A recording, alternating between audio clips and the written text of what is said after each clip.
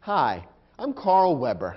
Welcome to Video Aided Instructions English Grammar Series. The topic of this program is using modifiers correctly.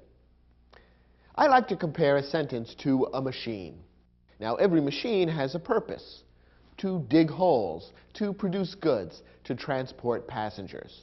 The purpose of a sentence is to convey meaning from one person to another. Now, like most machines, a sentence is made up of various parts. They're called the parts of speech. Nouns, pronouns, and verbs are three of the most important parts of speech. Think of them as crucial parts of the machine, like the engine and transmission in your car. In this program, we're going to look at a different part of the sentence. Our topic is modifiers. These are words or groups of words that add information about the nouns, pronouns, and verbs of the sentence. Modifiers give a special spin to the sentence. They add color, vividness, and interest. Think of modifiers as being like the chrome trim, the tinted windshield, and the CD player in your car. They aren't as important as the engine or the transmission, but they make the car a lot more fun to drive. In this program, we'll look at some of the basic principles for using modifiers correctly in the sentences you write. Are you ready? Then let's get started.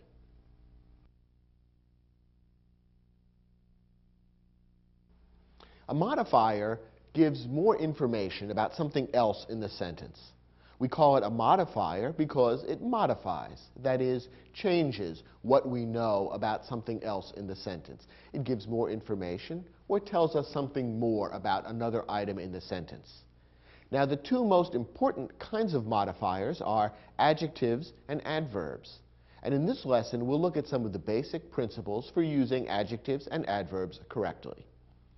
First, an adjective modifies a noun or pronoun. As you know, a noun names a person, place, thing, or idea, and a pronoun can take the place of a noun. An adjective would be a word that modifies or gives more information about a noun or pronoun appearing in the sentence. Take a look at this phrase: a diligent worker.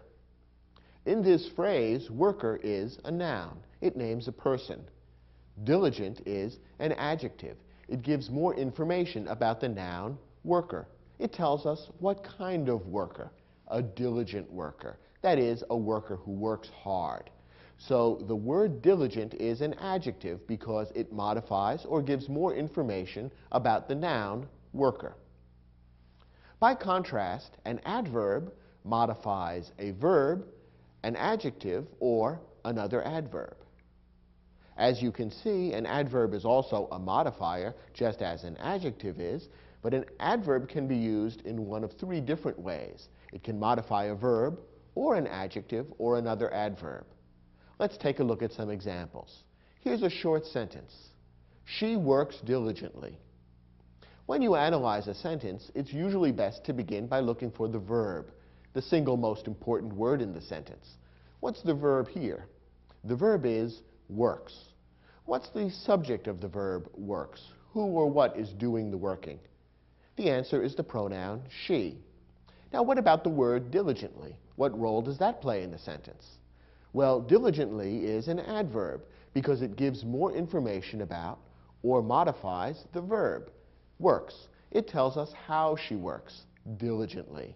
Since diligently modifies or gives more information about a verb, it's an adverb. Here's another sentence: she is very diligent.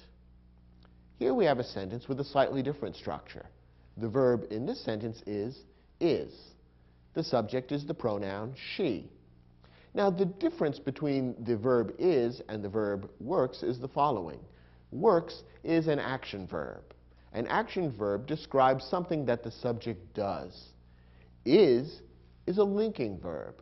A linking verb describes something that the subject is. So in this case, we have a sentence containing a linking verb rather than an action verb. Notice that what follows the linking verb is the adjective diligent.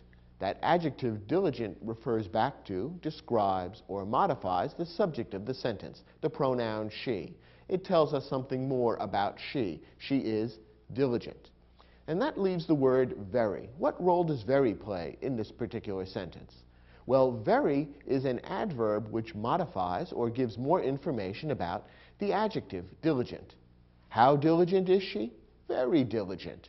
So very gives us more information about the adjective diligent. Therefore, very is an adverb, because remember, another one of the roles that an adverb can play is to modify or give more information about an adjective. And that's what very is doing in this sentence. Finally, look at this sentence. She works extremely diligently. What's the verb? Works. The subject? The pronoun she. And again, we have an action verb. This sentence describes something that she does rather than something that she is. Now we have the adverb diligently, which modifies the verb works. It tells us how she works. How? Diligently. And we have one more word, extremely. What role does extremely play in the sentence? Well, extremely is an adverb. And what does it modify? In this case, it modifies another adverb. It modifies diligently. How diligently does she work? Extremely diligently. So extremely gives us more information about or modifies the adverb diligently. So in this case, we have an adverb being used to modify another adverb.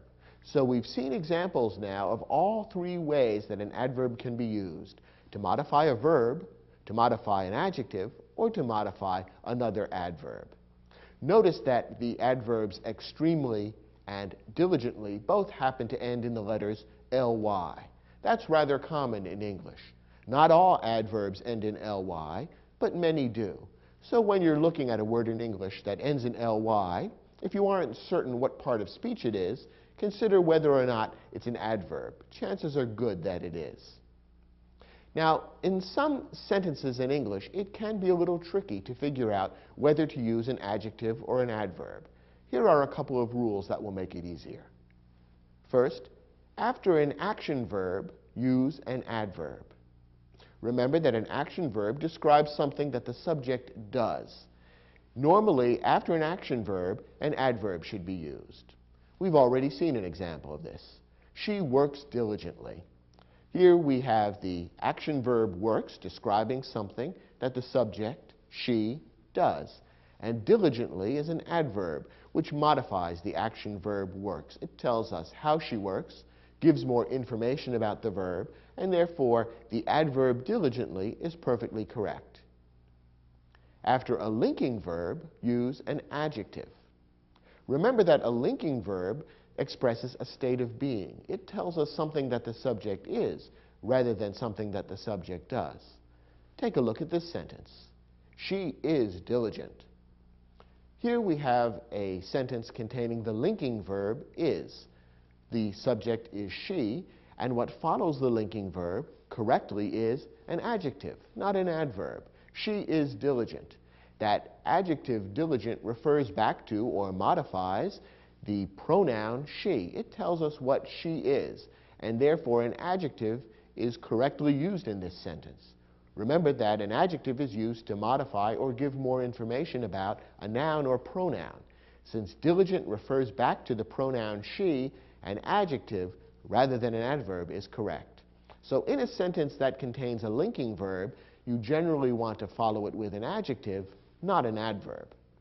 Now, the most common linking verb in English is the verb to be, and is a form of the verb to be. But there are many other linking verbs in English. Looks, seems, appears, feels, sounds. All of these can be linking verbs.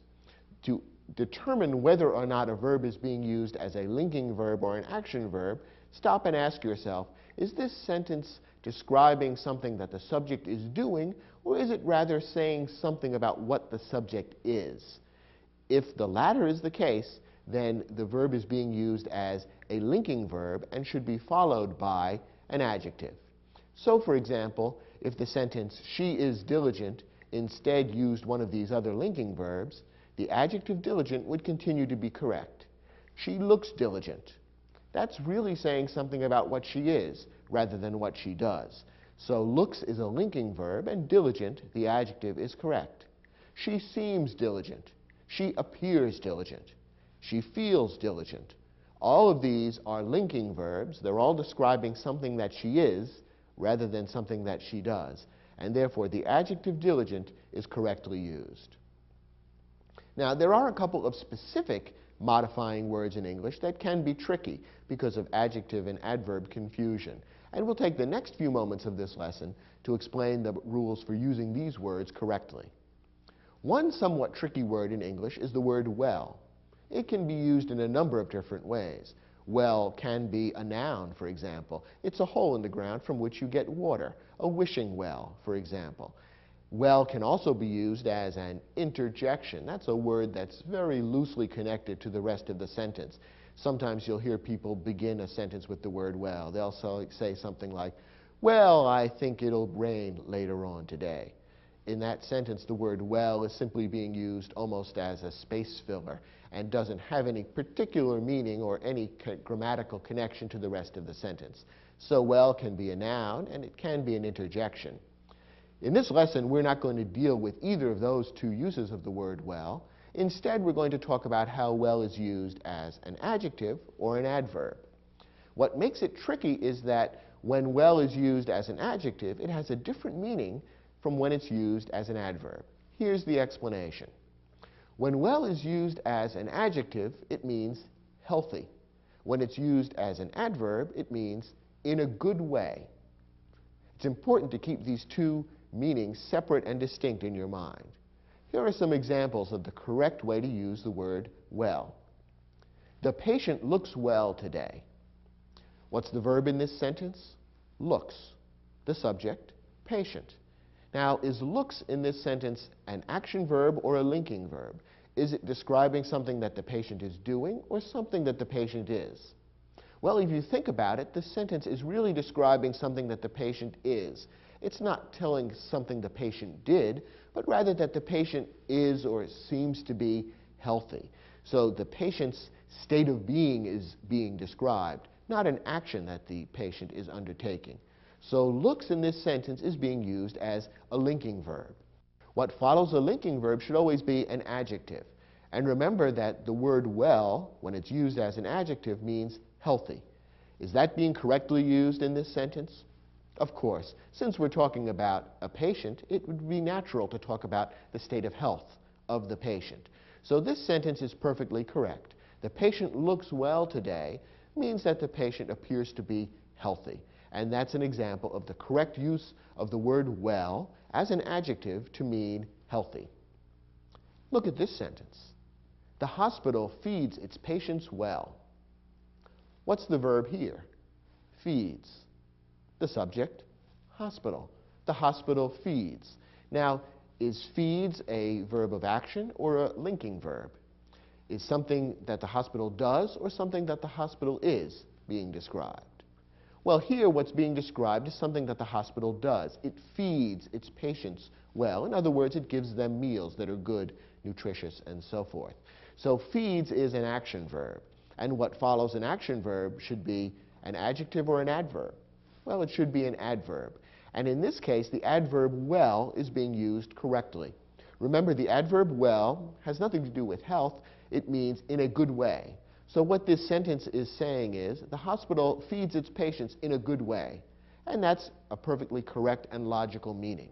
So the adverb well means in a good way, and it's being used correctly in this sentence. The hospital feeds its patients in a good way, meaning it gives them food that's tasty, healthful, and so forth. So well is being used to mean in a good way, and it's being used as an adverb. Don't confuse the adjective well with the adjective good. Look at this sentence. You look good in your new dress. What's the verb here? Look. The subject, the pronoun you. Now, is look a verb of action or a linking verb? In this case, look is being used as a linking verb. What's being described is not something that you are doing, but rather how you look, how you appear, how you are in the broadest sense. You are good looking. You're looking good today. So what's being described here is not some action that you're taking, but rather a state of being that you have. So look is being used as a linking verb here. And in this sentence, it's followed by the adjective good, which is perfectly correct. When I say you look good, what I'm saying is you are good. You are good looking in that dress. So the adjective good is correct. It would be incorrect to use the adjective well instead.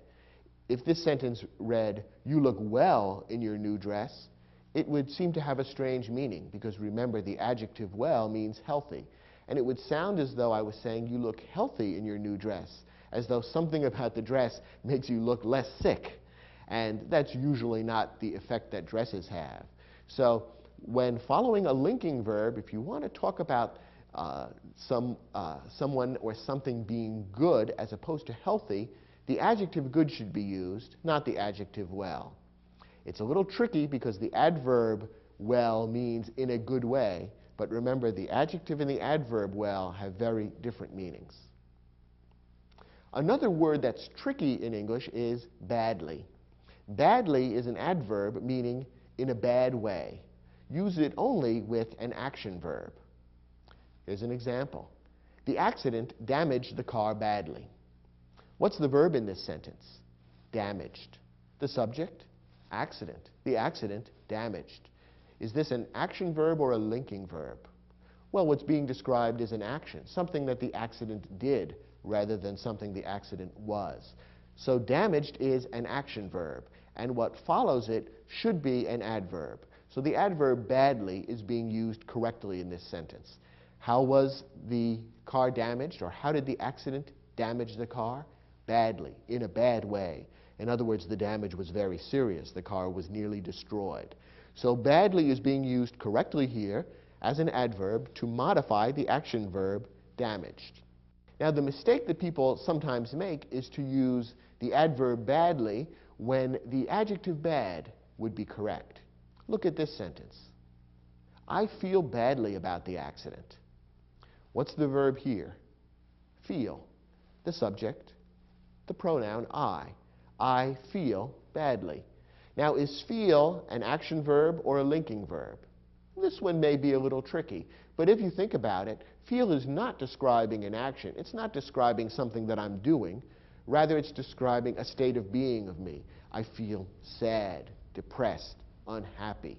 So the word that follows feel should really be an adjective describing how I am, because it's describing my state of being, not something I'm doing.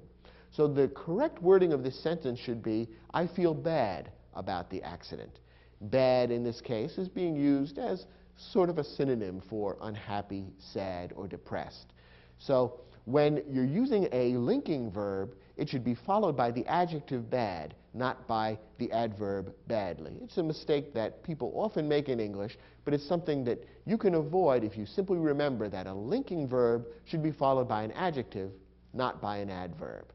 If you can remember and practice these rules for the correct use of well, bad, and badly, you'll avoid some of the most common mistakes that people make when they're using modifiers in English. Well, do you think you've mastered these simple rules? I hope so. Turn to your study guide and you'll find that we've provided an exercise to give you a chance to practice using these rules yourself. Try your hand at the questions in the exercise, and when you're finished, come back to this program and we'll look at the questions together.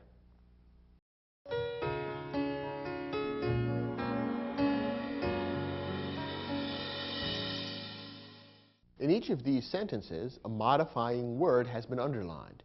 Your job is to decide whether the modifier is correct, and if it's incorrect, to decide what modifier ought to be used instead. Let's take a look at the first sentence. Glancing at himself in the mirror just moments before the job interview, Enrico felt well about his appearance.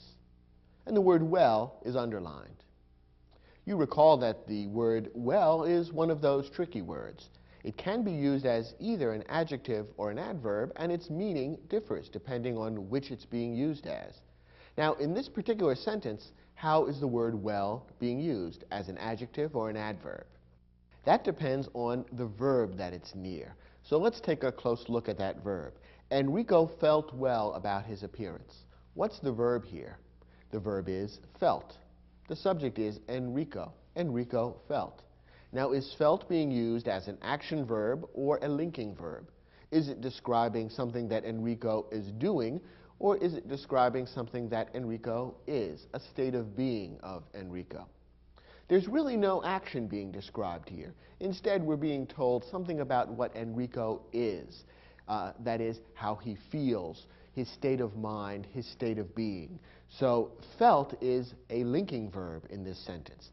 And with a linking verb, you would always use an adjective, not an adverb. Therefore, well should be used here as an adjective. And if that's the case, is it the correct word or not? Is it the correct adjective? Remember what well means when it's used as an adjective. It means healthy. So the sentence now appears to be saying Enrico felt healthy about his appearance. Does that make sense? Not really. We know what the author is really trying to say. Enrico felt good about his appearance. If you want to use an adjective with the linking verb and your intention is to convey the meaning good, then you have to use the adjective good rather than the adjective well. Well can only be used as an adjective to mean healthy. So in this case, the modifier well should be changed to good, and that would make the sentence correct. As originally written, it's incorrect. Take a look at the next example. The chef's hands moved quick as she demonstrated the proper technique for dicing onions. Here the modifier quick is underlined. Now, is quick an adjective or an adverb? If you think about it, you can realize that quick is an adjective. The adverb with a corresponding meaning would have ly on the end. Remember, we've already seen that many adverbs in English have ly at the end. So quick would be an adjective, quickly would be an adverb. Now, is it correct to use an adjective or an adverb in this particular part of the sentence? What is it modifying? Well, it's modifying the verb moved. It's telling how the chef's hands moved. And is moved an action verb or a linking verb? Is it describing an action or a state of being? Well, clearly the verb moved is describing an action. You can see her hands moving just by imagining what's going on when you read this sentence. So moved is an action verb, and therefore it should be followed by an adverb, not an adjective. So the modifier quick is incorrect. Instead of the adjective quick, we want the adverb quickly, and that would make this incorrect sentence correct. So quick, the adjective, should be changed to the adverb quickly. Next question. Although Jason seems happy about moving to California, he admits that he will miss his friends in Minnesota. Here the modifier happy is underlined. Now, is happy an adjective or an adverb? Happy is an adjective. It's the kind of word that you would normally use to modify or add information about a noun or a pronoun. A happy camper, for example. Happy is an adjective modifying the noun camper. Now, is an adjective or adverb correct in this particular sentence? What is being modified by the adjective happy? Well, let's look at the verb that's nearby. It says, although Jason seems happy about moving to California, the verb is seems. Now, is seems an action verb or a linking verb? Is it describing something that the subject Jason is doing, or rather something that the subject Jason is? Well, it's a linking verb. It's describing something that Jason is rather than something that Jason does. Jason seems happy means almost the same as Jason is happy. Seems is a linking verb, and remember, a linking verb would normally be followed by an adjective, not an adverb. So the adjective happy is correct in this sentence, and therefore the sentence is perfectly correct as written. The sentence contains a linking verb which should be followed by an adjective, and it is. So this sentence is correct. Next example. Because of her extreme nervousness, Soon Lee performed the sonata bad during her audition for the college orchestra. And the modifier bad is underlined. Once again, we have the adjective-adverb question to deal with. First of all, is the underlined modifier bad an adjective or an adverb? Well, as we saw in the lesson, badly would be the adverb form. Remember that in many cases in English, an adverb ends in ly, and you can often turn an adjective into an adverb simply by adding ly at the end. So in this case, the adverb is not being used. Instead, we have the adjective bad being used. Now, is the adjective correct in this particular part of the sentence, or should an adverb be used instead? Let's look at the context, and in particular, let's focus on the verb. It says, Soon Lee performed the sonata bad. What's the verb there? The verb is performed. The subject is Soon Lee. Now, is performed an action verb or a linking verb? Is it describing something that Soon Lee did or something that she was? It's describing something that Soon Lee did. Performing the sonata is an action. So performed is an action verb. And remember that an action verb needs to be followed by an adverb, not an adjective. So this sentence is wrong as written. The adjective bad is incorrect. Instead, the adverb badly should be used, and badly would modify the action verb performed. So to correct the sentence, you would want to make it read, because of her extreme nervousness, Soon Lee performed the sonata badly during her audition for the college orchestra. Next example. The team doctor decided that Mona was well enough to play in Saturday's championship game, and the modifier well is underlined. Remember that well can be used as either an adjective or an adverb, and that its meaning will vary depending on which way it's used. In this sentence, which way is the word well being used? Let's look at the context. We're told that Mona was well enough to play in Saturday's championship game. What's the nearby verb? The verb is was. And is was an action verb or a linking verb? Well, was is a linking verb. In fact, it's a form of the most common linking verb in English, the verb to be. What's being described here is not an action that Mona is taking, but rather a state of being, something that Mona was rather than something that Mona did. So was is a linking verb, and what follows a linking verb should be an adjective, not an adverb. All right then, if well is being used as an adjective, is it the correct word in this context?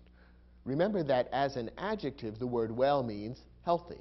So the sentence is saying Mona was healthy enough to play in Saturday's championship game. Does that make sense? Of course, because we're being told that the team doctor made this decision.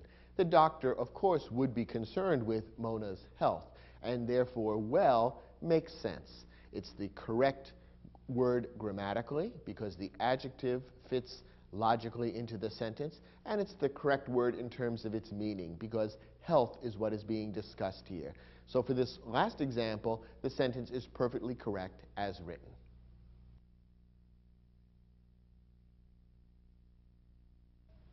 So far, we've been talking about the use of single words as modifiers, namely adjectives and adverbs. Sometimes groups of words can be used as modifiers, specifically phrases and clauses. Now, if you've watched the program in this series that deals with sentence structure, then you're familiar with phrases and clauses. Both phrases and clauses are groups of words. The main difference between them is that a clause contains a subject and a verb. And a clause can be either an independent clause or a subordinate clause. A subordinate clause can't stand alone as a sentence. Now, as we'll see in a moment, both phrases and subordinate clauses are often used as modifiers in sentences. In other words, they give more information about something else that appears in the sentence. In that sense, these phrases and clauses are being used very much like adjectives and adverbs. And there are a couple of special problems that can sometimes arise when phrases and clauses are used as modifiers. First, let's look at a couple of examples of how a phrase and a clause can be used as a modifier. Take a look at this sentence. Running to catch the bus, I tripped on my untied shoelace. Now, what's the main verb in this sentence? It's tripped. The subject is I, the pronoun. I tripped on my untied shoelace. That's the main action of the sentence. The sentence begins, however, with 5 words that are set off by a comma, and they form a separate phrase, running to catch the bus. Now, what's the function of this phrase in the sentence? What role does it play? Well, if you think about it, what this phrase does is it modifies or gives more information about something else in the sentence. Namely, it gives more information about I. What was I doing? Running to catch the bus. That entire phrase there tells something more about the pronoun I. It describes what I was doing at the time of the accident, of the tripping. So running to catch the bus is acting, the entire group of words is acting in a sense as an adjective. It's a modifying phrase, and the whole group of words refers to, modifies, or gives more information about I in the sentence. So this is an example of how a phrase in a sentence can act as a modifier. Very often, when a sentence begins with a group of words like this, set off by a comma, it's acting as a modifier. And as we'll see in a moment, it should be near to or next to whatever it's modifying. Take a look at this sentence for a somewhat different example. The food was spoiled because it had been left on the table overnight. Now, this sentence contains two different verbs. First, we have the food was spoiled. This is a clause unto itself because it contains a subject and a verb. The verb is was spoiled, a two-word verb phrase. The subject, food or the food. So the food was spoiled is a clause. It could even stand alone as a sentence. But then we have another clause. Because it had been left on the table overnight is also a clause. It also contains a subject and a verb. The verb is the phrase had been left, and the subject is the pronoun it. Because it had been left on the table overnight is a clause, but it can't stand alone as a sentence. That word at the beginning, because, turns it into a subordinate clause. Because is a subordinating conjunction, and when it begins a clause, the clause can't stand alone as a sentence. If you saw this standing as a sentence, you would say, that sounds incomplete. I don't understand what's being said. Because turns it into a subordinate clause. So we have a main clause, an independent clause, followed by a subordinate clause. A very common structure for a sentence. Now again, when you think about it, the subordinate clause, and this is usually the case, is acting as a modifier. It's giving more information about something that appears in the independent clause. Because it had been left on the table overnight, that all explains why the food was spoiled. Therefore, this subordinate clause is acting as a kind of adverb. It's giving more information about or modifying the verb was spoiled. So here we have an entire clause acting as an adverb, acting as a modifier. So in the two sentences we've just looked at, we've seen how groups of words can act as modifiers. In the first sentence, we saw a group of words acting as an adjective, modifying the pronoun I. In this sentence, we have a group of words, a clause, acting as an adverb, modifying the verb was spoiled. So now we can see how groups of words, phrases, and clauses can act as modifiers. Now, why does this pose problems for writing English sentences? It can create a problem if the modifying phrase or clause is not placed in the proper relationship to the rest of the sentence. And there are two basic problems to watch out for. Here they are. First, when a modifier is separated from the word or words it modifies, causing confusion, it is called a misplaced modifier. A modifying phrase or clause should always be placed as close as possible to the word or words it modifies. That way, it's obvious to the person reading the sentence exactly what idea is linked to what. When the link is not clear, when the two things are not placed close to one another, then confusion, even momentary confusion, arises, and the sentence is considered wrong. And then we have the problem of the misplaced modifier. Take a look at this sentence. Painted bright yellow, the decorator selected a new cabinet for the kitchen. Now this sentence begins with a modifying phrase, painted bright yellow. Very often, as we've seen, a modifying phrase appears at the beginning of the sentence, and it's usually set off by a comma from the rest of the sentence. Now, what immediately follows the modifying phrase should be the word or words that the modifying phrase refers to or modifies. In this case, we have painted bright yellow followed by the decorator. If you stop and think about it for a moment, it almost sounds as though the sentence is saying that the decorator was painted bright yellow. Of course, that's not the idea. A person would never be painted bright yellow. And so after a few seconds of confusion, the reader immediately figures out what is really going on. The thing that's really painted bright yellow, of course, is the new cabinet that has been selected for the kitchen by the decorator. But there is a moment or two of confusion, and it's actually a little comic if you think about what the sentence seems to be saying. Painted bright yellow, the decorator selected a new cabinet for the kitchen. It doesn't really make sense, and it's a little bit confusing, causes the reader to pause just a second to get his or her bearings and figure out what's actually being said. And that's not the kind of effect you want your writing to have. Ideally, a sentence should be perfectly clear the first time through and not cause the reader to pause. This particular sentence violates the rule by separating the modifying phrase from the word that it modifies, and therefore we have a misplaced modifier. Now, how do you correct a misplaced modifier? The easiest and usually the best way to correct it is simply to move the modifying phrase or clause so that it is next to what it modifies. So to correct this sentence, we would want to move the words painted bright yellow and put them next to the cabinet. The sentence could then read, the decorator selected a new cabinet painted bright yellow for the kitchen. And that would be a simple, easy, and perfectly correct way of rewriting this sentence. So the normal solution for a misplaced modifier is simply to move the modifier so that it is next to what it's supposed to be modifying. A different kind of problem is caused and solved in a different way. When a modifier has no word or words in the sentence to modify, it is called a dangling modifier.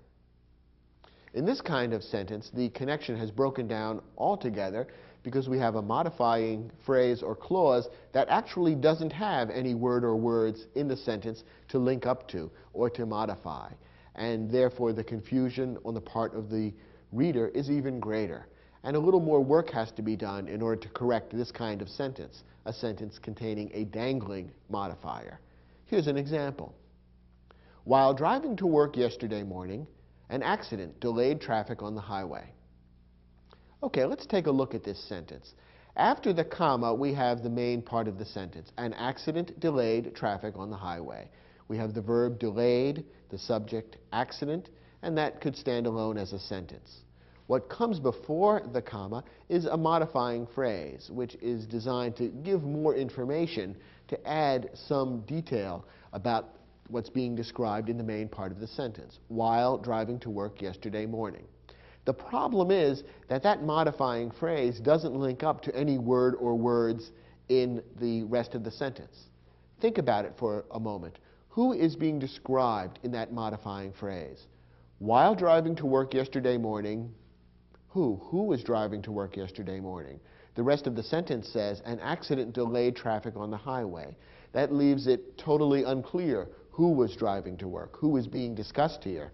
And therefore, there's no real connection between the modifying phrase and whoever is supposed to be modified by it. In fact, the person being modified doesn't appear in the sentence. And that's why we call this a dangling modifier. It is a would-be modifier that doesn't have any word or words to modify. Solving the problem of a dangling modifier is a little more tricky than solving the misplaced modifier. A misplaced modifier can be fixed simply by moving it. A dangling modifier generally requires that you rewrite the sentence, and usually there's more than one good way of doing it. Here are two possible ways of fixing this particular sentence. One way would be to take the modifying phrase and turn it into a subordinate clause, adding a subject and a verb, and thereby making it much clearer what's being described. If you were to do that to this sentence, it might read as follows. While I was driving to work yesterday morning, an accident delayed traffic on the highway. Notice that we've now taken the modifying phrase, while driving to work yesterday morning, and turned it into a clause with the complete subject and verb, I was driving, while I was driving to work yesterday morning. Notice that it's no longer unclear who is being referred to in that phrase, driving to work yesterday morning. Now, it's obvious that I'm the one who was doing the driving. And therefore, turning this into a subordinate clause makes it perfectly clear and solves the problem of the dangling modifier. Another way of solving the problem would be as follows. Remember that the modifying phrase or clause should always be next to what it modifies. Therefore, what you could do with this sentence would be to keep the modifying phrase at the beginning of the sentence and just make sure that what immediately follows it explains who or what was doing the driving. In other words, make sure that right after the comma we put the word or words that are being modified by the modifying phrase. That would mean that right after the comma you'd want to have I, if I am the one doing the driving. And again, that requires a little bit of rewriting. The sentence might read, for example, as follows. While driving to work yesterday morning, I was delayed by an accident on the highway. Notice how we've solved the problem. We've kept the modifying phrase in place, but made sure that what follows immediately after it is I. And that makes it clear that I am the one being modified. I was the one who was driving to work yesterday morning. And then, of course, we've had to rewrite the clause a little bit to make it clear exactly what was going on. I was delayed is the way of rewriting that clause so that it contains the same meaning but begins with I. So the problem of the dangling modifier exists when you have a modifying phrase or clause that isn't connected logically to the rest of the sentence. And usually there's more than one way of fixing it. And in this case, you have at least two alternatives, and there probably are other acceptable ways of fixing it. The important thing is to make sure that when you have the rewritten sentence, that you read it through and make certain that any modifying phrases or clauses are right next to the word or words that they're intended to modify. That way the sentence will be logical, clear, and easy to read. Okay, we've provided an exercise in your study guide that will give you a chance to test your ability to recognize and fix sentences that contain misplaced and dangling modifiers. Try your hand at the exercise, and when you're done, come back to the program.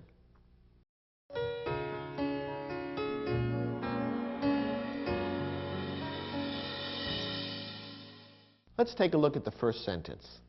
Having lost one of the most controversial elections in history, many expected Al Gore to run for president again in 2004. Does this sentence contain a misplaced or dangling modifier? Well, first, let's see if we can locate the modifying phrase or clause. As in many sentences, it appears at the beginning of the sentence, separated by a comma from the rest of the sentence. Having lost one of the most controversial elections in history. Perhaps you can even hear when you read that sentence that that whole long phrase there is describing someone, and it should be next to the person that it describes or modifies. Now, what comes immediately after the comma? Well, immediately after the comma we have the word many. It's a pronoun referring to many people. Now, is that correct?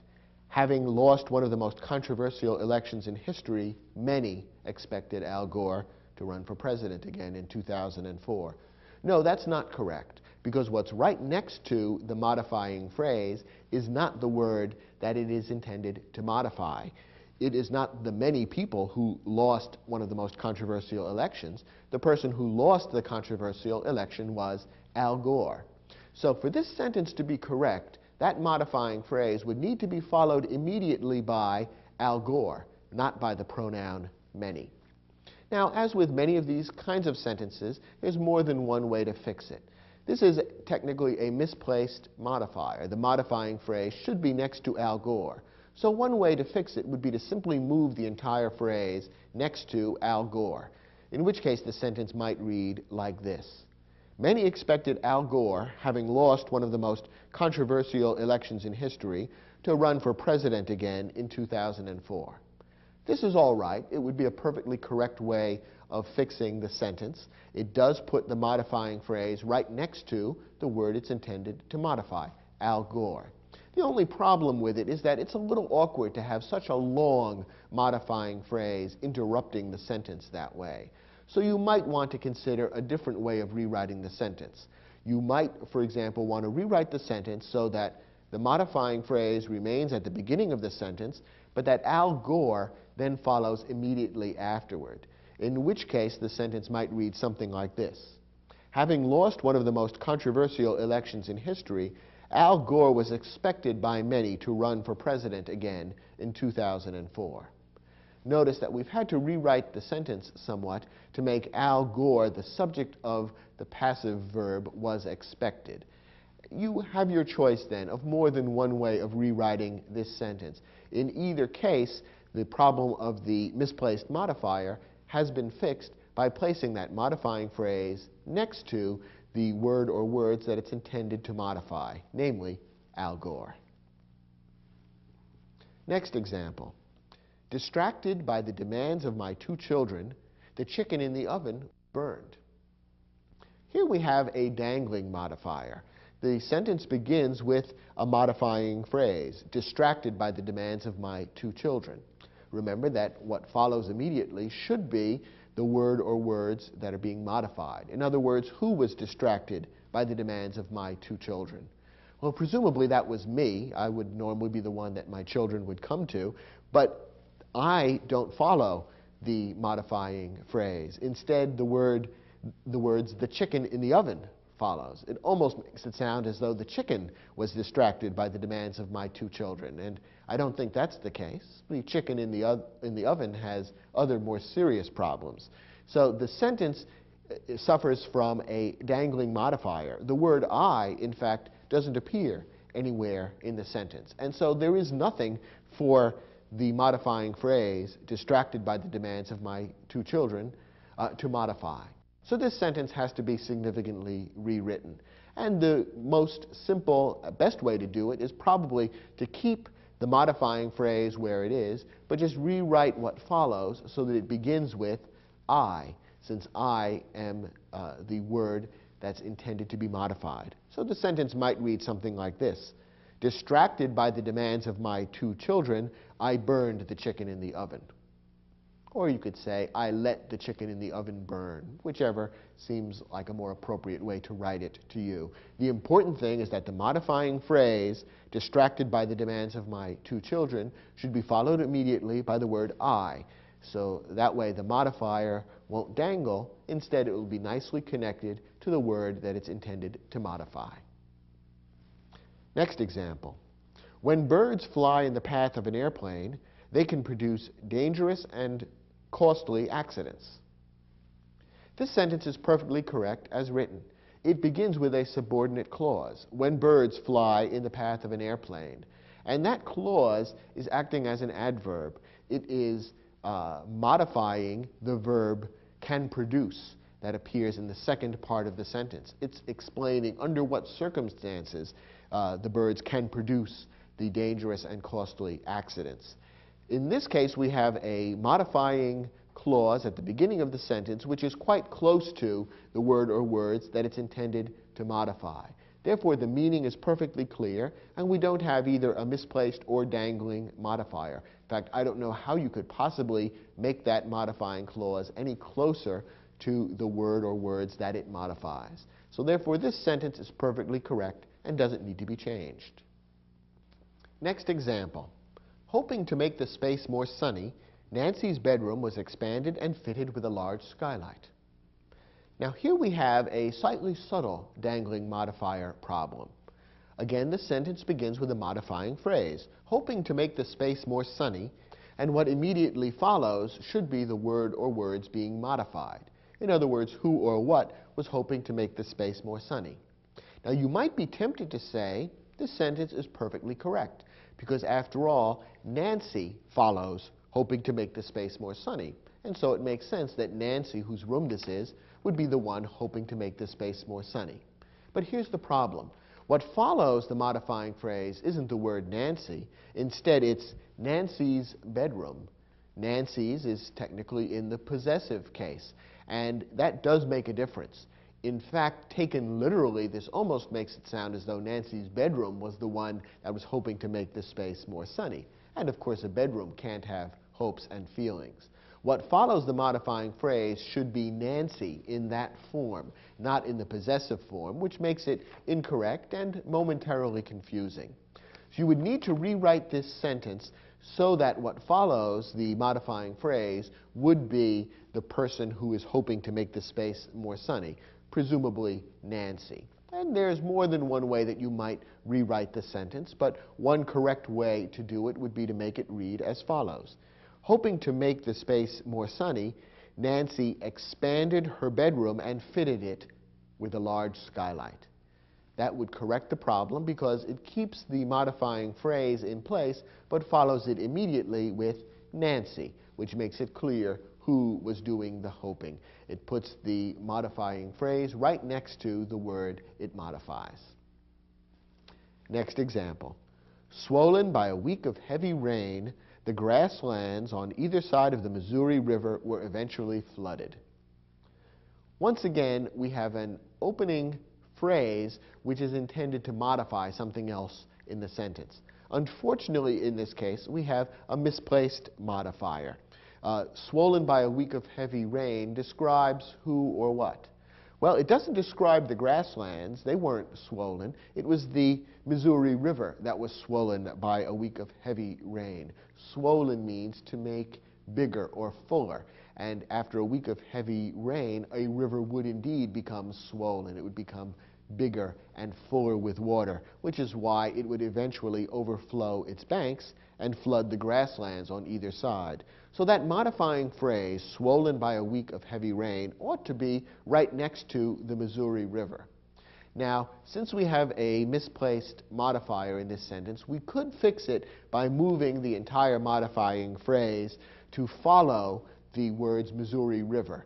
But a less awkward and easier to read sentence would probably be the result if we instead moved the words Missouri River to immediately follow the modifying phrase at the beginning of the sentence. The sentence could read something like this.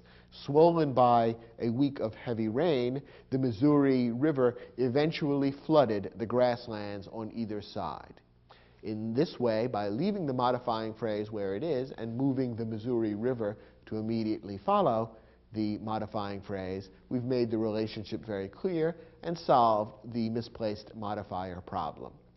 Whenever you use a modifying phrase or clause in a sentence, always make sure that what's next to it is what you intend it to modify. Otherwise, you'll create at least momentary confusion for your reader and sometimes a rather comical effect. So reread the sentences you write and make sure that they're not guilty of misplaced or dangling modifiers.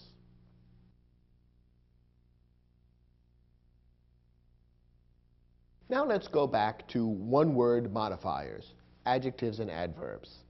Sometimes modifiers are used to compare two or more people, things, actions, or qualities. In fact, there are 3 degrees of comparison. These 3 degrees are known grammatically as the positive degree, the comparative degree, and the superlative degree. In this lesson, we'll provide you with the rules you need to know to form and use all 3 degrees of comparison correctly. First, the positive degree. The positive degree of an adjective or adverb makes no comparison. You might think of the positive degree of an adjective or adverb as being the normal way the adjective or adverb is used. Here are a couple of examples. A tall building. Here we have a phrase containing the adjective tall, modifying the noun building, and there's no comparison involved. So this is the positive degree of the adjective tall. A colorful landscape. Here we have the noun landscape modified by the adjective colorful. Again, there's no comparison involved, so this is the positive degree of the adjective colorful. She runs fast. In this short sentence, the verb runs is modified by the adverb fast. Again, there's no comparison, so this is the positive degree of the adverb fast. Notice, by the way, that this is one of the adverbs in English that doesn't happen to end in ly, so don't assume that every adverb ends that way. Finally, this example. She sings beautifully. In this short sentence, the verb sings is modified by the adverb beautifully. No comparison is involved, so this is simply the positive degree of the adverb beautifully. Next, the comparative degree. The comparative degree of an adjective or adverb compares 2 people, things, actions, or qualities. It's formed in one of two ways.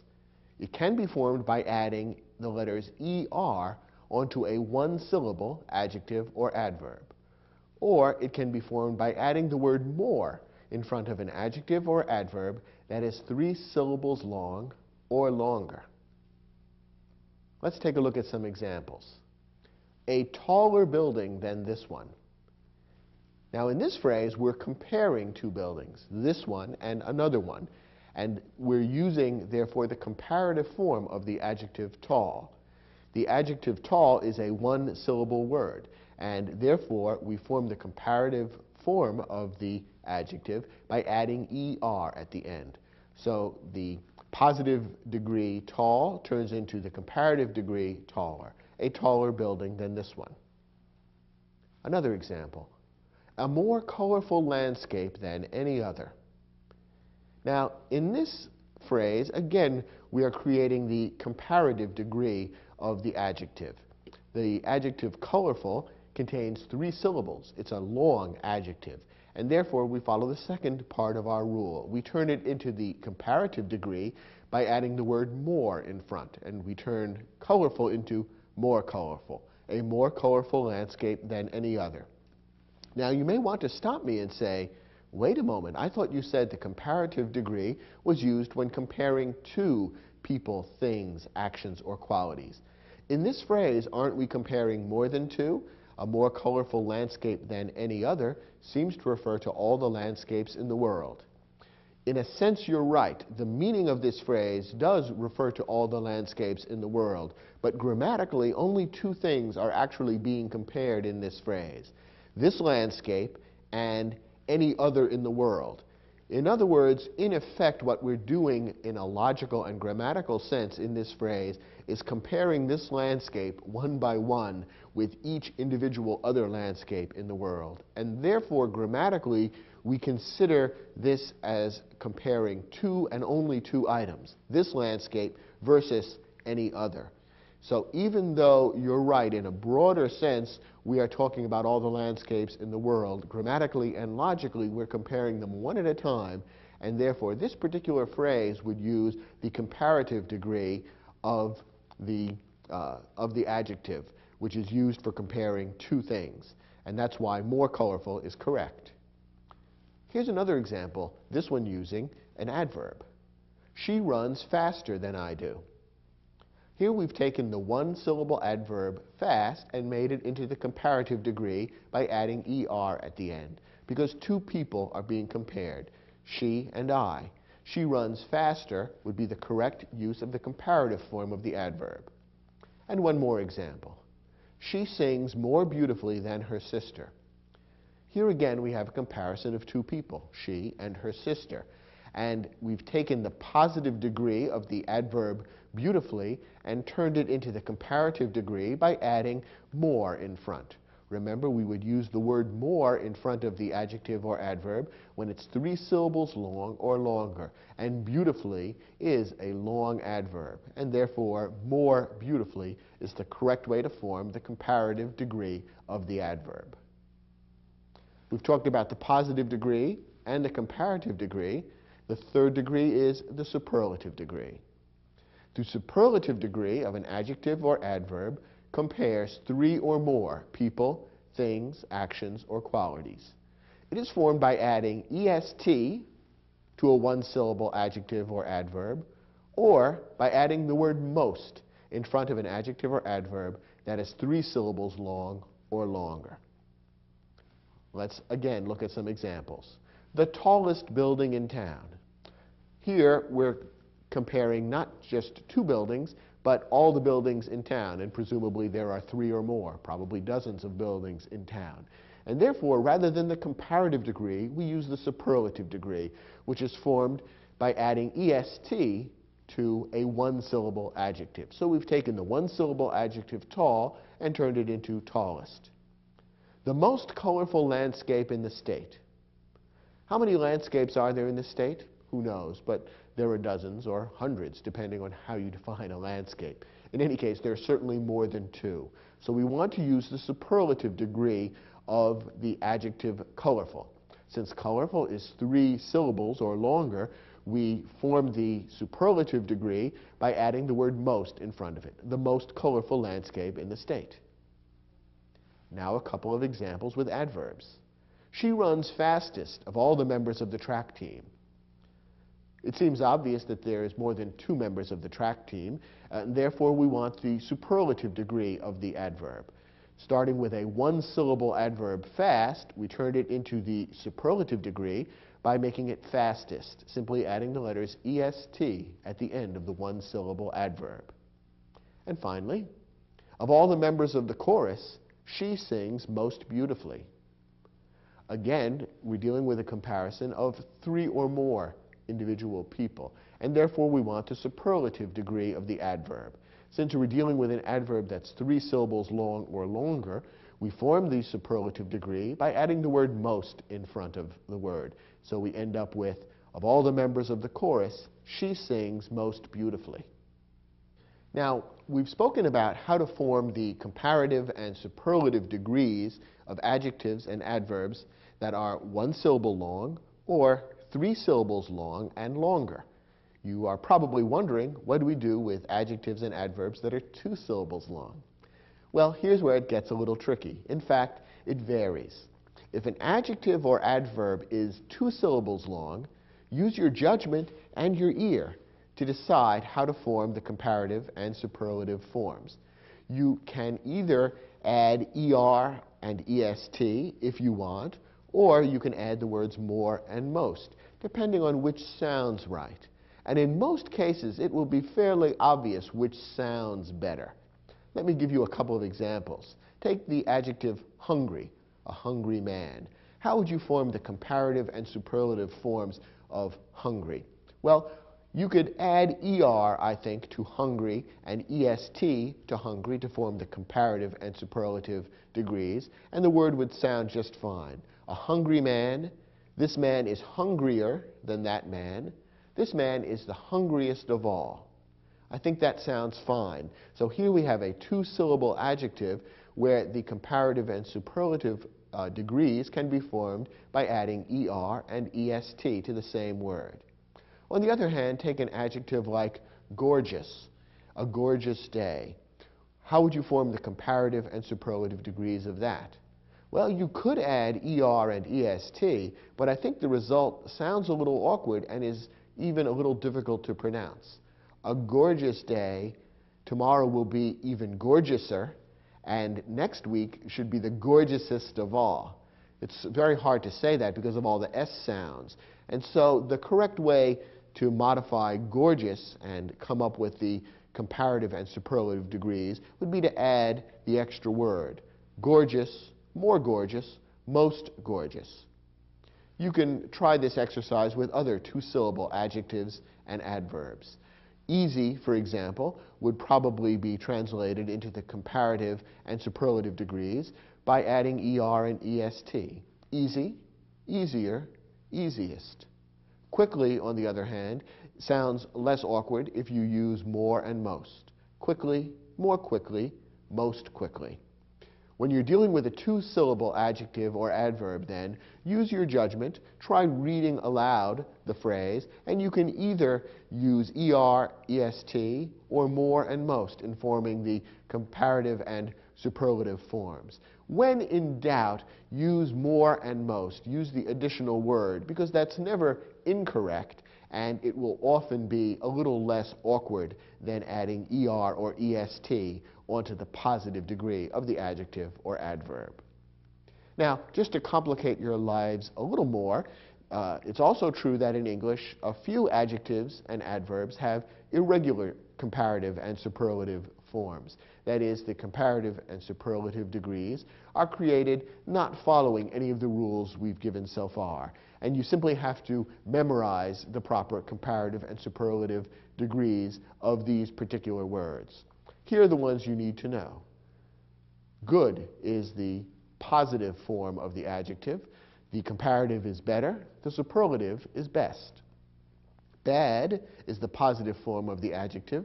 Worse is comparative. Worst is superlative. Many is the positive form of the adjective. More is the comparative. Most is the superlative. Much is the positive form of the adjective. More is comparative. Most is superlative. Well is the positive form of the adverb. Better is comparative. Best is superlative. Badly is the positive form of the adverb. Worse is comparative. Worst is superlative. In this lesson, we focused on the rules for creating the comparative and superlative degrees of adjectives and adverbs. Using these forms correctly can also be tricky in its own right, and we'll focus on some of the problems that arise in the next lesson. But first, turn to your study guide and try your hand at the exercise we provided to test the rules you've just learned. When you've finished, come back to this program, and we'll look at the exercise together.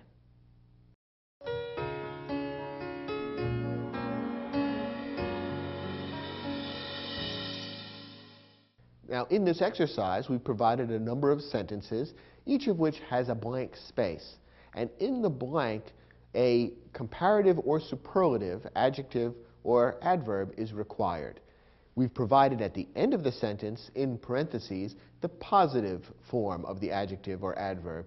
So your job is twofold. First, to decide whether the comparative or superlative degree is correct, and then to form it correctly and insert it into the blank space in the sentence. Let's see how well you did. First example. Pablo Picasso and Juan Gris began painting around the same time, but Picasso continued painting blank, then Gris. And the positive form of the adverb that we want appears at the end, long. So the first question is, do we want the comparative or superlative form of the adverb? And as you know, the distinction between comparative and superlative is based on whether we're comparing two things or more than two. Well, in this sentence, it's clear only two things are being compared, Picasso and Juan Gris. And therefore, the comparative form of the adverb would be correct, rather than the superlative. And how do you form the comparative form of the adverb long? Well, it's a one-syllable adverb, and therefore, you simply add the letters ER at the end to turn it into longer. And the sentence would read, Pablo Picasso and Juan Gris began painting around the same time, but Picasso continued painting longer than Gris. Next example. Of all the sopranos in the choir, Lisette sings blank. And the positive degree of the word is well. Now, in this case, do we want a comparative or superlative form of the adverb well? Once again, it's based on how many things or people are being compared. And in this case, it seems clear that more than two people are being compared. The sentence reads, of all the sopranos in the choir. And in a normal choir, you would certainly have more than two sopranos. If there were only two, the sentence would probably read differently. It might say something like, of the two sopranos in the choir, or compared to the other soprano in the choir, something that would make it clear there's only two people involved. So the sentence certainly makes it sound as though there are three or more sopranos involved. So therefore, we want the superlative degree of the adverb well. And as you know, the adverb well is one of the irregular adverbs. It forms its comparative and superlative degrees irregularly rather than according to the usual rules. And the three forms of the adverb well are well, better, best. The superlative form is best, and the sentence should read, of all the sopranos in the choir, Lisette sings best. Next question. Although Nadia and Katya are both expert programmers, Katya is considered blank than her colleague. And the adjective that we want is talented. Okay, how many people are being compared here? Just two, Nadia and Katya. So we want the comparative form of the adjective. Now, how do we form the comparative form of the adjective talented? Here we're dealing with a three-syllable word, talented. You can hear that there are three separate sounds in that adjective. So to form the comparative degree, rather than adding ER at the end, we'll add the word more in front of the adjective. So the sentence correctly should read, although Nadia and Katya are both expert programmers, Katya is considered more talented than her colleague. Next sentence. The island of St. Martin boasts 36 beaches, and many visitors say that Orient Beach is the blank of them all. And the positive degree of the adjective is alluring. First, how many things are we comparing? Well, obviously more than two. In fact, the sentence tells us there are 36 beaches involved. So rather than the comparative degree, we want the superlative degree. Now, the adjective alluring contains how many syllables? 3, alluring. Therefore, we need to form the superlative degree by adding the word most in front. And the sentence should read, the island of St. Martin boasts 36 beaches, and many visitors say that Orient Beach is the most alluring of them all. Next sentence. No one feels blank about the mistake Carlos made than Carlos himself. And the positive degree of the adjective is bad. Now, do we want the comparative or superlative degree here? This is a little tricky. You might be tempted to say, we want the superlative degree because we're comparing Carlos to all the people in the world.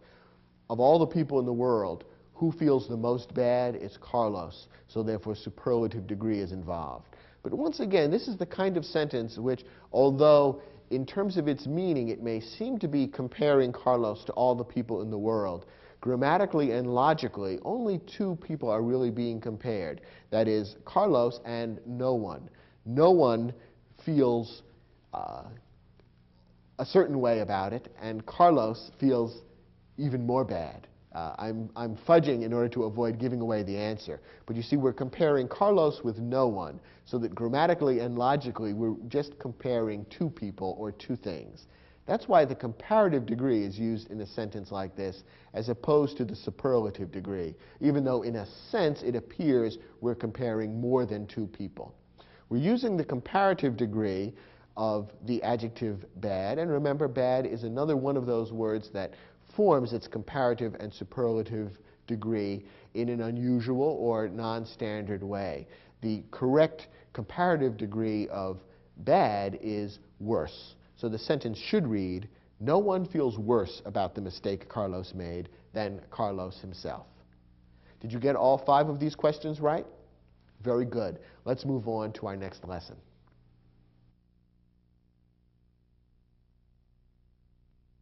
Now, there are certain mistakes that people often make when using comparisons in sentences. In this lesson, we'll look at the 3 most common such mistakes and learn how to avoid them. First, avoid making a double comparison. A double comparison, what does that mean? Well, look at this example and then we'll discuss it. After dinner, the orchestra began playing a series of more livelier melodies.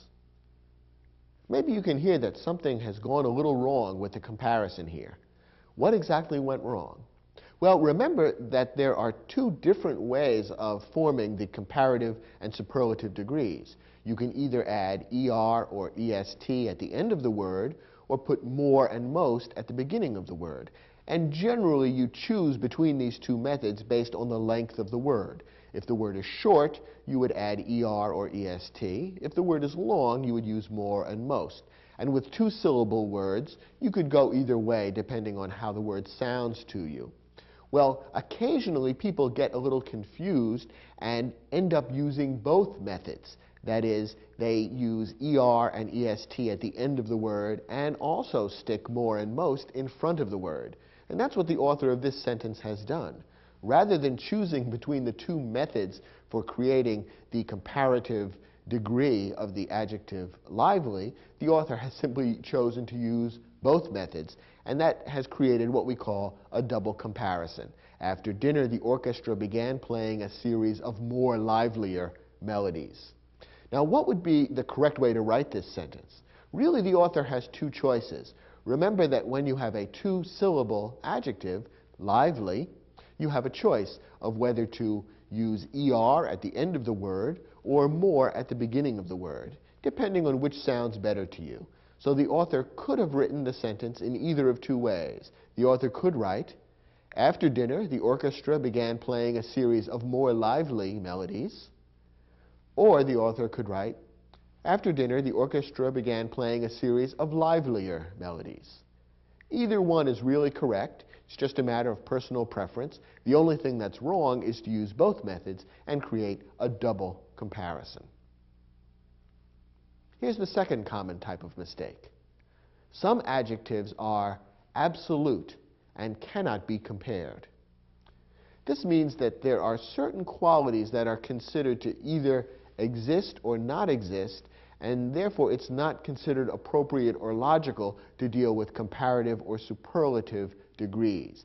Either you are or you aren't, and you can't be more or less. For example, some of the adjectives that are considered absolute are first, last, equal, and unique. Perhaps you can see why these would be considered absolute qualities, which can't really be compared. For example, first. If you are first in line, you're first in line. No one else could be more first than you, or the most first. Either you're first or you're not. Perhaps the adjective where we see this mistake most often made is the word unique.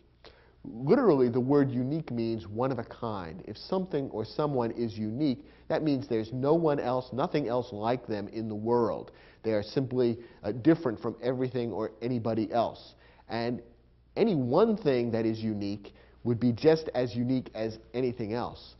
In a sense, of course, all people are unique, but you can't really compare different degrees of uniqueness. If there's only one in the world, then there's only one in the world, and something else can't be more unique or less unique than that. Either something is unique or it isn't. If it isn't unique, that means there's another match to it. If it is unique, it's one of a kind, and it's an absolute quality.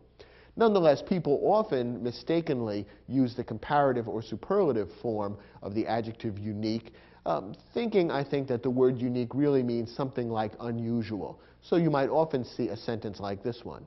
The architectural designs of Frank Gehry are the most unique in the world today.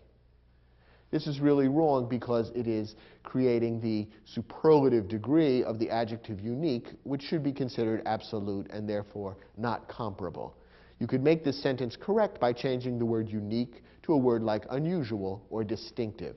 So the sentence would be correct if it read, the architectural designs of Frank Gehry are the most unusual in the world today. You can see that this makes sense because there could be degrees of something being unusual. You could have one architect whose work is unusual, someone else who's even more unusual, and another person who's even more unusual than that. So unusual is different from unique, and it can be compared. Our third rule, make sure that the items being compared are truly comparable. If not, reword as necessary. Now, there are a few ways that you can go wrong in terms of drawing comparisons between things. And probably the simplest way to explain this is by showing some examples and discussing them. You'll probably recognize some of these mistakes because they're very common. We all make them in our writing. And whenever you make a comparison, you need to think carefully about what you're comparing and how in order to avoid these mistakes. Here's our first example. The tropical fish found in the Caribbean are less colorful and varied than the South Pacific. All right, the person who's writing this sentence is trying to compare two things, namely the tropical fish in the Caribbean and the tropical fish in the South Pacific. But notice the way the sentence is actually worded seems to be comparing things that can't directly be compared, because he's left out certain words. If you look closely at what the sentence actually says, it appears to be comparing the tropical fish found in the Caribbean with the South Pacific. The South Pacific, of course, being an ocean. So rather than comparing one group of fish with another group of fish, the author of this sentence, if you take it literally, seems to be comparing a group of fish with an ocean, two things that are not the same at all. Now, of course, we can figure out what the author means, so we don't literally become very confused by this. But again, there's that momentary hesitation. We have a vague feeling something's wrong here. The author's not saying exactly what he's really trying to say, and it is considered incorrect. So the author of this sentence would want to rewrite it in one of a couple of ways. One way would simply be to add in the words to make it clear what's being compared. So, for example, the sentence would be correct if it read, the tropical fish found in the Caribbean are less colorful and varied than the fish found in the South Pacific. Now, it's clear that he's comparing two groups of fish. If you don't want to repeat the word fish, you can use a pronoun instead. And the sentence could then read, "The tropical fish found in the Caribbean are less colorful and varied than those in the South Pacific." Now the pronoun those has been used so that the word fish doesn't have to be repeated. And that would also be a perfectly correct way of correcting the error. The problem with the original sentence is that it seems to compare fish with ocean, and that, of course, doesn't logically make sense. And it's one of the types of errors of comparability that you need to watch out for. Here's another subtle problem that perhaps creeps into your own writing. Our new customer service center will make your next visit to the store the easiest of all your past shopping experiences. Did you catch the error there, or do you have a vague sense as to what might be wrong? What are the things that are being compared in this sentence? Well, the person who wrote this sentence is trying to compare your next visit to the store with all your past shopping experiences. Well, that's fine, but notice that the way it's written, it makes it sound as though your next visit to the store is one of your past shopping experiences, because the sentence says your next visit to the store will be the easiest of all your past shopping experiences. The way the sentence is worded, it makes it sound as though your next visit is part of the group of your past shopping experiences. And of course, that doesn't make sense. Your next visit can't also be a past experience. I think what the author is doing here is jumbling up a couple of different ideas, and that's why he has ended up writing a sentence that isn't really very logical. Here's a good way to correct this sentence. Our new customer service center will make your next visit to the store easier than all your past shopping experiences. By rewriting the sentence this way, the author is now making a clear comparison between your next visit and all your past shopping experiences. Rather than making the next visit sound like one of the past visits, he's simply saying the next visit will be easier than all those past ones. That, I think, is what the author was really trying to say, and just became a little confused in setting up the comparison. It's another example of the way it's easy to get a little tricked up when trying to make a logical comparison. Reread your comparisons and make sure that you've successfully compared the things you're trying to compare. One last example. Many historians consider Lincoln greater than any American president. Here we have another problem relating an individual to a group. What is the author of this sentence trying to compare? He's trying to compare Abraham Lincoln with all the other American presidents. But you notice what I just said, comparing Lincoln with all the other American presidents. After all, Lincoln, we know, was an American president. When we read this sentence, it actually sounds as though Lincoln was not an American president. Many historians consider Lincoln greater than any American president. Think about the group that's implied there. Any American president, that group would include Abraham Lincoln. If we take literally what the sentence says as it's now written, it sounds as though it's saying that historians consider Lincoln greater than all the presidents, including Lincoln. In other words, Lincoln is greater than himself. And obviously that's not logical or possible, nor is it what the author is trying to say. When you're comparing an individual to the other members of the group of which he's a member, you have to use the word other. So this sentence would be correct if it read, many historians consider Lincoln greater than any other American president. For the sake of logic, you need to use that word other when you're comparing a member of a group to all the other members of the group. As you can see, there's some subtle ways to get tripped up when you're trying to create a comparison. So read your sentences that contain comparisons carefully and make sure you haven't committed any of these basic errors. Okay, try your hand one more time at the exercise in the study guide, and then let's look at those questions together and see how well you've figured out how to avoid these problems with comparisons.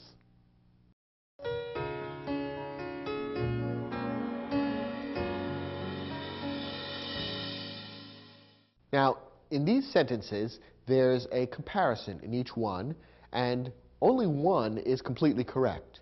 The others all have an error of one kind or another, and your job is to locate the error and then figure out how to correct it. Let's see if you were able to do that. Start with the first example.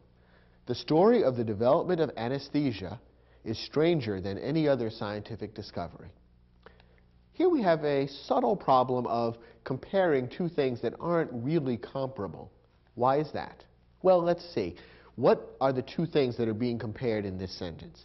First, we have the story of the development of anesthesia, and that is being compared to any other scientific discovery. Do you see what's wrong with this comparison? On the one hand, we have a story, and on the other hand, we have a scientific discovery. What's missing from the second part of the comparison is the idea of a story. What we're really trying to say, what the author is trying to say, is that one story is stranger than any other story. But the word story is necessary, otherwise you seem to be comparing the story with the discovery. And those are really two slightly different things.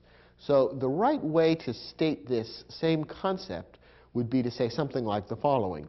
The story of the development of anesthesia is stranger than the story of any other scientific discovery. Or if you don't want to repeat the word story, you can replace it with a pronoun and write the sentence this way. The story of the development of anesthesia is stranger than that of any other scientific discovery.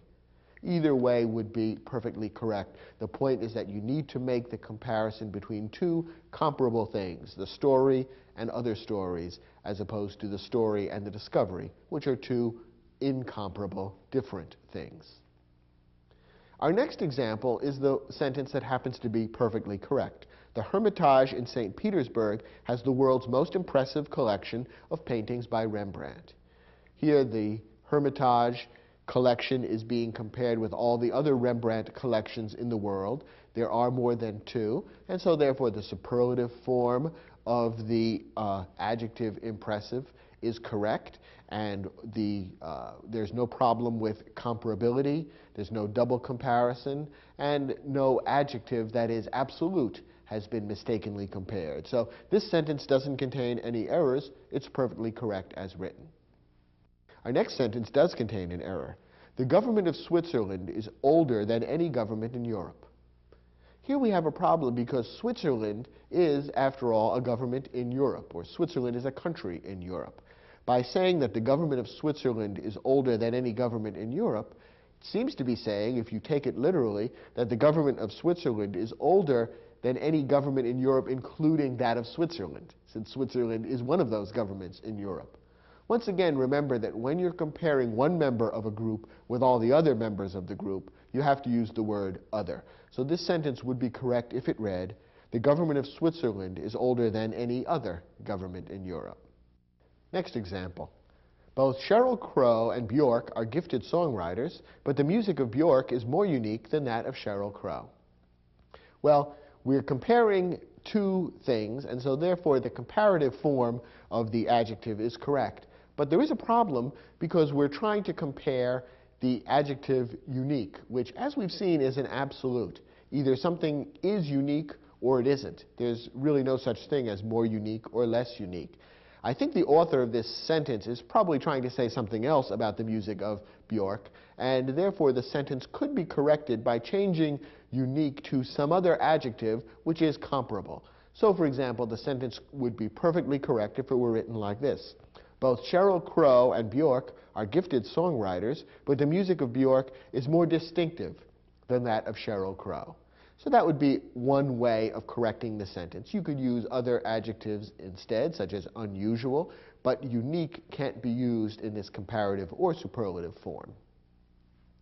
Next example. Generations of travelers have described the waters of the Dead Sea as the most saltiest on earth. Our problem here is the problem of the double comparison. Remember that when you have a two-syllable adjective, you have two different ways of forming the comparative and superlative forms. Now, here we are dealing with a two-syllable adjective, salty. So we could create the superlative form by using most salty or saltiest. Either one would be correct. Unfortunately, the author of this sentence has chosen to use both, and that's a problem. That's considered grammatically wrong to use the double comparison, to use both forms of the superlative degree. So the sentence could be corrected in either of two ways. Generations of travelers have described the waters of the Dead Sea as the most salty on earth, or generations of travelers have described the waters of the Dead Sea as the saltiest on earth.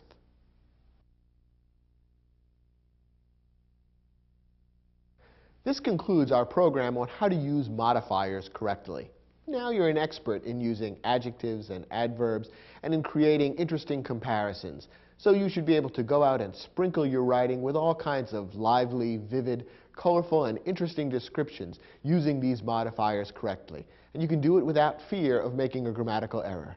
Thanks for watching, and I'll look forward to speaking with you on other programs in the Video Aided Instruction English Grammar Series.